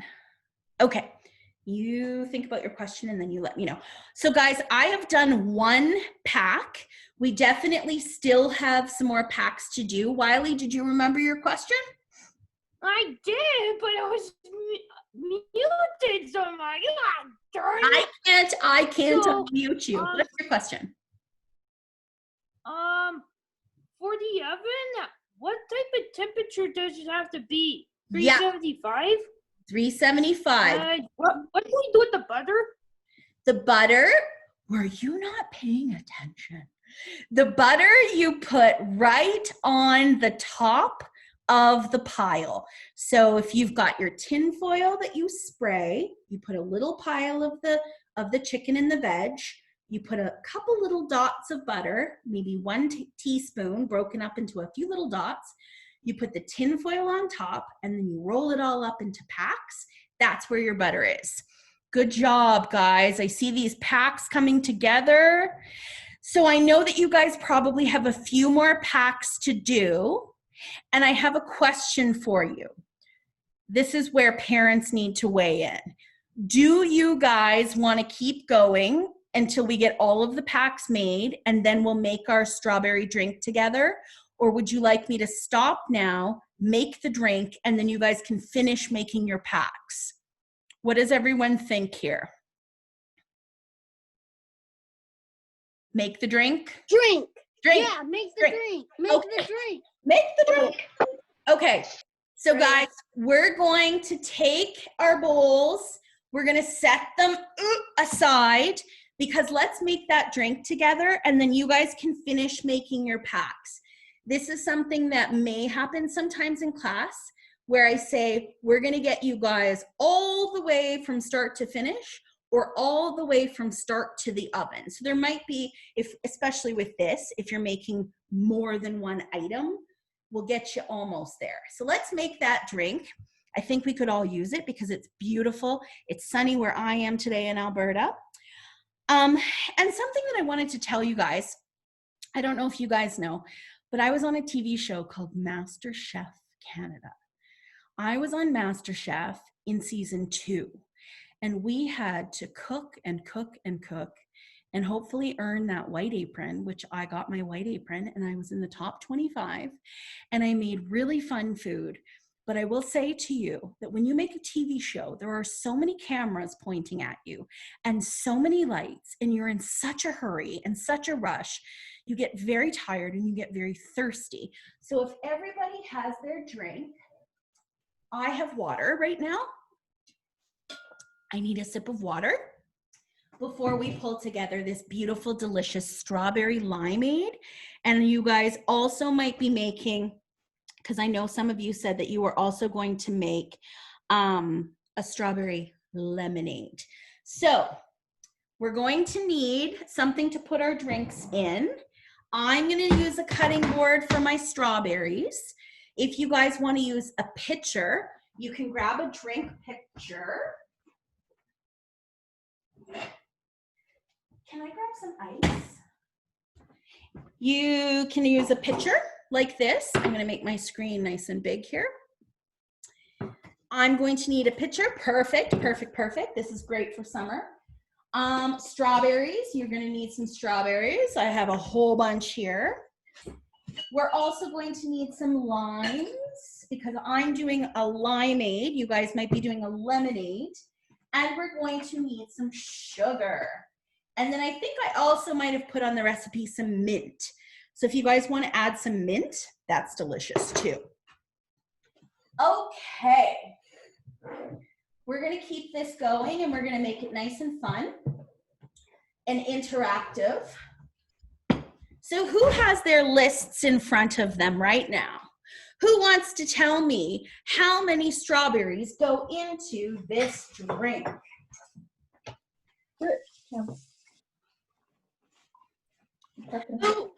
A cup and a half. You got it. So what we're going to do, I'm going to put this on big view. I'm going to start cutting strawberries. I don't know if you guys have your strawberries already cut, but we're going to take a pitcher. We're going to start throwing our strawberries right down into the bottom of the pitcher. We're not adding anything else. We're not adding ice. We're just adding our cup and a half of strawberries. Chopping, chopping, chopping, throwing in. Make sure your strawberries are washed. This goes back to sanitation and being nice and clean. Make sure you're not using the same knife that you would have used for your meat. How I chop a strawberry, I like to use a smaller knife. This is called a paring knife. And what I like to do is I like to cut the top off the strawberry, slice it down the middle. I tuck my fingers in just like before, and I just chop that into little bite-sized pieces. Take your time. Some of you might have your strawberries already cut up, and some of you I can see are chopping with me right now. How many of you guys have ever picked strawberries before? Has anyone here ever gone strawberry picking? Ooh, Azalea is using mint from her garden. Awesome. I was strawberry picking on Saturday. Ooh, that's amazing. I know we haven't gotten to do a ton of stuff in the world lately, but if you can get out, that's great. I have a question for you guys. While you're waiting, pardon me? And also, what time do you have to set the timer for the oven? 30 minutes? So it all depends when you guys want to cook your foil packets. You may want to have your ovens preheating right now because your ovens need to get to 375 if you're baking your packs now. If you're turning on your barbecue, you guys might want to have your barbecues preheating. You might want to wait until supper time, or depending on your time zone, it really depends. But you want to give your ovens and your barbecues a chance to heat up or preheat. This usually takes about 15 minutes. So definitely give yourself time depending on when you want to cook this for. All right, so I have my strawberries here. They're in the bottom of my pitcher. The next thing that we want to add, well, I want you guys to tell me, what's next, guys? How much lime juice or lemon juice are we adding? Who wants to tell me? Yes. 3/4 cups. Okay, so 3/4, excuse me, 3/4 cups. So I've washed my limes. Remember we talked about that? I'm slicing through my limes. You're fine. Keep cutting while you listen. I'm slicing through my limes. If you guys want to use juice from a bottle, totally fine. I would like you guys to very carefully measure out 3/4 of a cup. I'm squeezing my lime, so I need to get a bowl to get my juice into. Take your time. Put that right down in. So we're adding strawberries, we're adding lime juice. We have to add sugar because if we were just to have it as is, it would not be very good. It would be quite sour. And then we are going to add some mint if we want to add some mint to get some delicious flavors in. Sometimes your lemons and your limes don't give you a lot of juice. When you go to squeeze them, I don't know if you guys have ever squeezed a lemon or squeezed a lime. Sometimes they don't give you much at all, and sometimes they give you lots. And again, this makes about 4 drinks. So it just depends. You guys now will know the recipe and you'll know what things to put together. And then you can decide if you want to make it again. You can also add a little bit of ginger ale to this, if you guys are allowed to have ginger ale. You can add a little bit of soda water, club soda, make it fizzy. There's lots of things you can do to kind of make this delicious. But right now we're just doing strawberries and lime or strawberries and lemons. Are we cutting? What are we? I can see some limes happening here. Okay. I want to let everyone know, if our parents are still with us, tomorrow's class will not be as long. The first class is always longer because we have to go through all the housekeeping and all the beginning stuff so that we all become friends and we know exactly what the rules are. But tomorrow we'll be able to jump right in. Okay. Who's tired? You guys are working hard. This is awesome. Okay, so we have our pitcher. We have our lime juice. Once you have your lime juice, you're going to pour that right down in. I love it. So, ooh, if you go to smell it, it smells so good. It's just so yummy and fresh. And that's all we have in so far.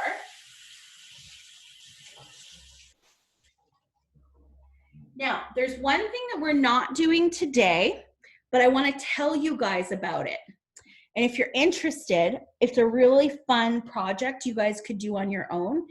It's called making a simple syrup. So this becomes kind of into the baking world, but a simple syrup is when you take a little saucepan on the stove and you put equal parts sugar and water. And then you let it dissolve. So we're kind of getting into science. And once it dissolves, it almost thickens. So you heat it up until it almost boils. It melts the sugar crystals and it kind of starts to thicken and become a sticky syrup. Simple syrup is what it's called. Simple syrup you can use when you make cakes. So you could brush it on the cake to keep it nice and moist. You can also use simple syrups when you're making fun drinks. So that is something you could do for next time. But for today, we're going to just be adding regular sugar and then we're going to add regular water. But if you want to make simple syrup next time, what it does is it actually dilutes, melts the sugar, gets it like sticky and sweet, and makes your drinks really fun too. Okay, who's up next? What's our next step for the drink?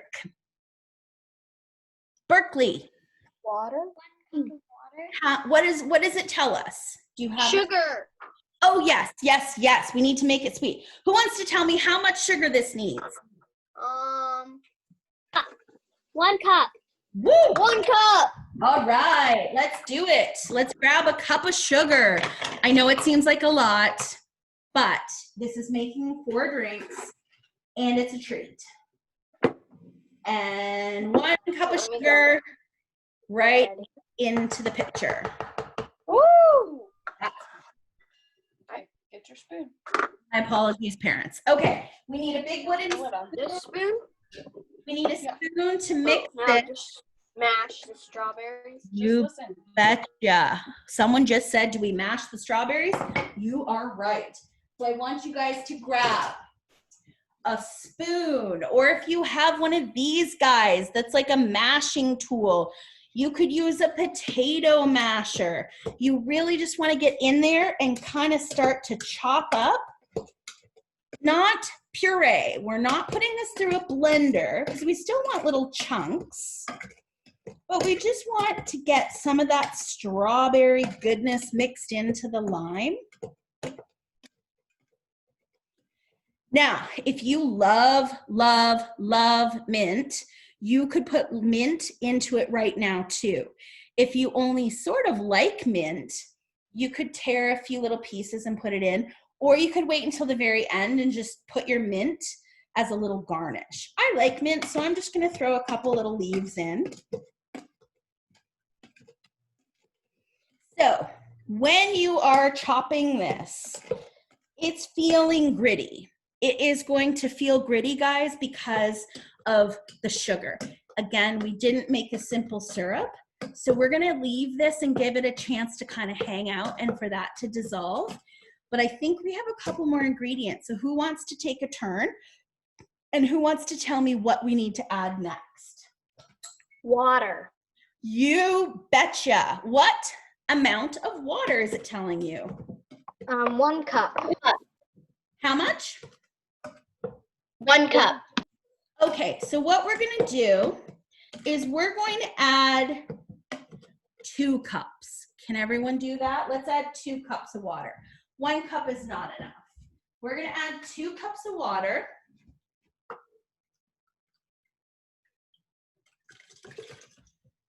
We're gonna give it a stir.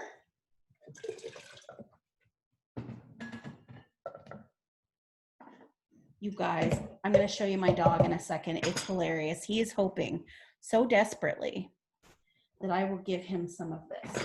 I'm gonna take a spatula, or if you guys have a spoon, give it a stir.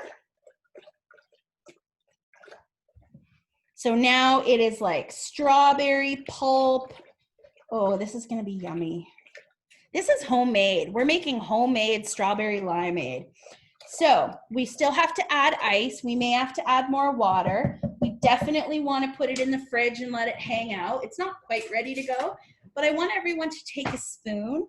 This is the first time we are going to get to try things together. Oh my gosh. Woo! Yeah, that's good. So you're going to taste it.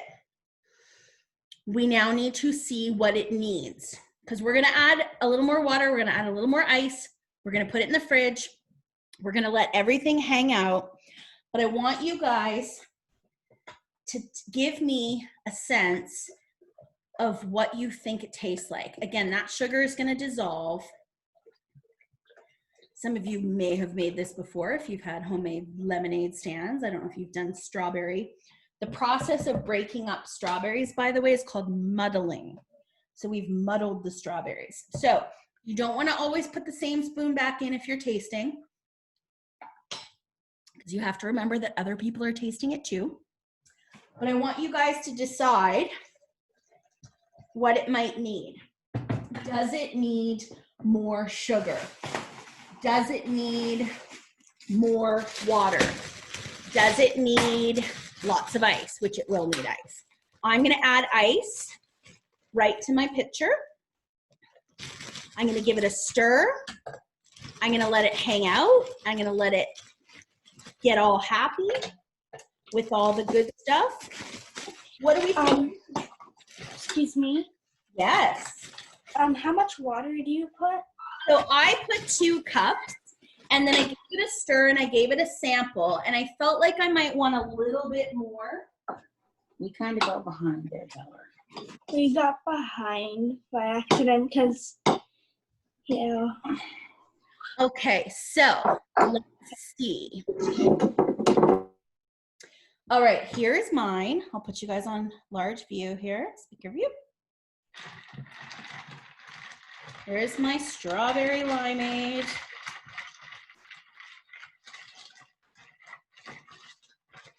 Move all of this out of the way.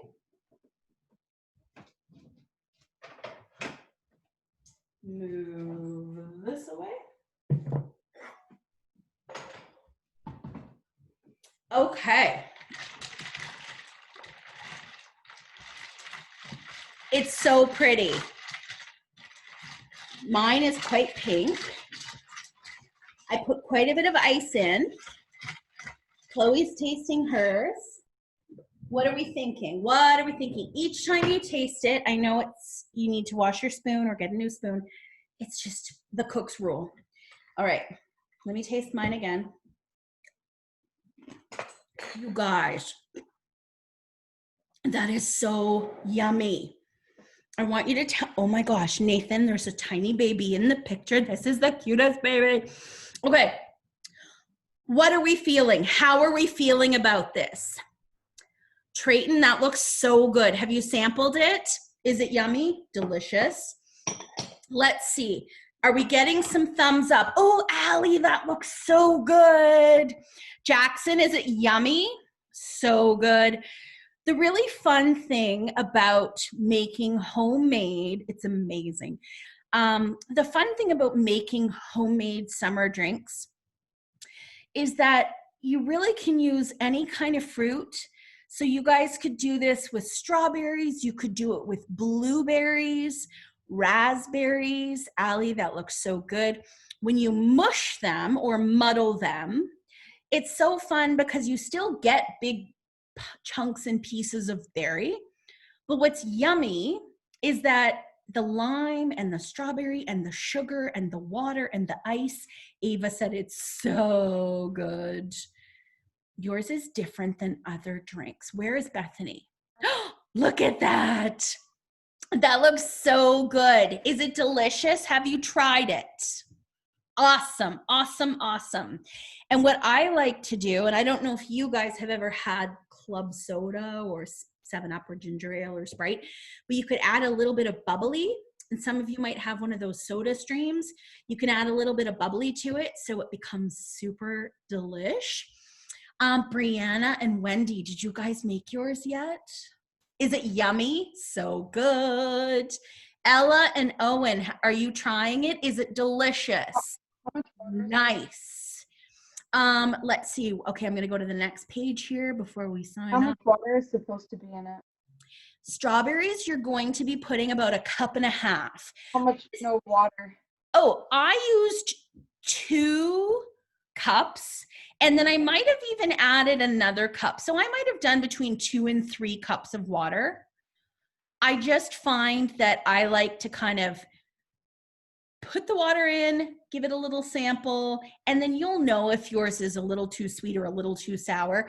And that's really the fun way of doing it. You guys are going to learn to know what we need to, how you alter the tastes of things. And as you guys cook and as you guys grow into little chefs, you're going to start to taste something and say, what's it missing? And I'm going to ask you that a lot when we cook together. I'm going to say, give it a taste. And I want you to tell me if you think it needs something. Is it missing something? Does it need more of something? You put in a lot of lime, but yours tastes like lemonade. Mine's quite citrusy too. Mine is limes as well. Oh, there's Oreo. This is the moment of class, everyone, where everybody shows their pets. It always happens at the end of every camp. And now we have a baby. Nathan, that is a very sweet baby. So guys, I want to say to you all, before we show our pets, before we sign off and show babies and pets, that we did it. I know today. Let us can we show you our You're a puppies? sweet puppy. All right, let me just wrap this up and then we're going to take 2 minutes here to show puppies and pets and kitties and dogs and babies. Today went longer. Today was a little bit longer, and I want to say thank you to you guys. We're going to jump right in tomorrow. This always happens on the first day, but you guys did such a great job. We know that we saw moms and dads pitching in, making the foil packs, so thank you. I still have to go back and make a few more foil packs of my own. My strawberry limeade is ready. It's just going to hang out and wait to be poured into glasses. It is 3 o'clock where I live. Can I get you guys to all put in the chat where you live? Because I think you're going to be it's going to be pretty cool. Tell me the city or the province or the country, because we have campers, wait for it, British Columbia, Alberta, Saskatchewan, Ontario, Quebec, New Brunswick, Virginia, Massachusetts, Wisconsin, Oklahoma, California, Puerto Rico. We have Georgetown. Oklahoma. That's awesome. We have Alberta. Oh my gosh, this is so fun. Charlie's in Oklahoma. Woo woo! We have Alberta, BC. You guys are from everywhere and I love it. And this is the fun thing about cooking. When you cook, nothing matters, guys. It doesn't matter if we are stressed out. It doesn't matter if we're having a bad day. We all get to come together and we get to cook the same recipe, and I want them all to turn out differently because it's so important that you guys express your creativity and have fun. The last thing I want to say before we go, 2 things. Number 1, everybody has to clean up, okay? It is part of cooking. You have to help. We cannot leave our kitchens a mess, okay? So whoever helped you, we want to thank them for helping. And then we want to definitely dive in and get them all cleaned up. And you guys want to go do your bonus activity. You don't have to do it today if you don't want to, but it's in the hub. So it's in that original link. It's a scavenger hunt. It's really fun. And I hope you guys have a wonderful dinner. Please, please, please take pictures. Ava, where's your drink? You're telling me to look at your drink. Take pictures of what you're making because I want to see your amazing recipes because I haven't seen them yet. So make sure that when you guys finish, take photos if you can, if you want. Share those pics with me. Cannot wait until tomorrow. Tomorrow, guys, we are making again, we're doing sticky sweet sunshine skewers. So we're making, if it's chicken, if it's pork, pineapple, skewers, kebabs, whatever you want to call them, we're making them. You guys can make these in the oven or again on a barbecue because it's camp. And you just need to have skewers. So if you have wooden skewers or metal skewers, if you don't have skewers, we're not worried about it. We'll put it in a casserole dish and we'll bake it. But skewers or kebabs is what's on deck for tomorrow. Erica, you have a question. You just soak the skewers. Yes, I love you guys. Yes, you are gonna soak the skewers. We're gonna soak them, by the way, for a minimum of 15 or 20 minutes. So you can either do it as soon as class starts, or you guys can do it ahead of time, okay? The skewers, if they're wooden, need to be soaked. So if you're putting them on the barbecue or in the oven, they're not going to burn. Okay, you guys rocked. Who's got pets to show me? Let's all show our pets because we love our pets. Maybe Excuse me, Meg. Yes. My mom has a couple of Hi, questions. we just have a couple of questions. Instead of the tin foil, we're going to put the recipe in a lasagna pan. Perfect. Do we cover it with tin foil? You know what I would do? I would cover it with tin foil. I would cook it for about 20 minutes with tin foil. Then I'm gonna get you to take the tin foil off and just check it. And it may very well need 10 or 15 more minutes. I always kind of use that as a guide. Then take your tin foil off and cook it for the last few minutes without. So 20 minutes with tin foil and 10 to 15 without? Is that what I understood? You bet, you bet.